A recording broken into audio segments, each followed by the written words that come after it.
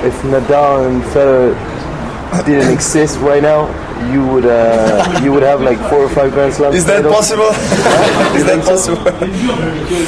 Then I would be what? You would have 4 or 5 Grand Slam titles already? Well, look, man. We say in our country, if the grandmother had the penis, she would be a grandfather. So this is the way it is. I don't know what would happen, but it certainly would probably make my life a bit easier if they're not around. I have some things that I put here as a reminder. Yeah. I always ask myself how obsessed a tennis player is. Do you know how many points you have in your ranking right now? Exactly. I don't know, man.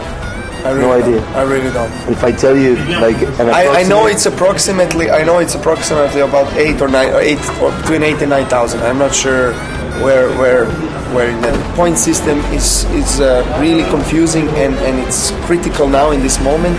Why? Because I don't think it's a good system because each year you have to defend the points.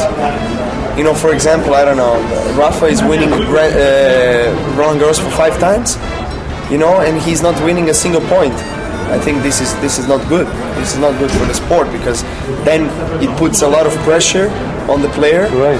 And he has to always think about these points. And for me, I was in the situation this year to defend my Grand Slam title for the first time in my life, and it really gave me a lot of hard time because I know I have to defend the title.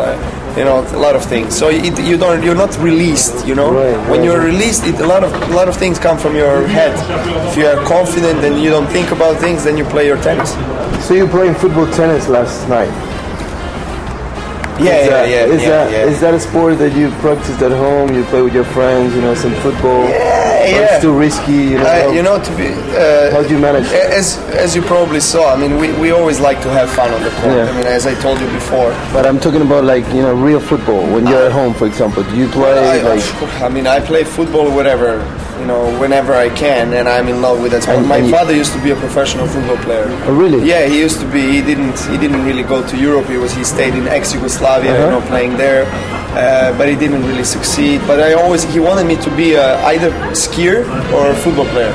So I decided tennis, something that the region that he never touched, and never been involved in.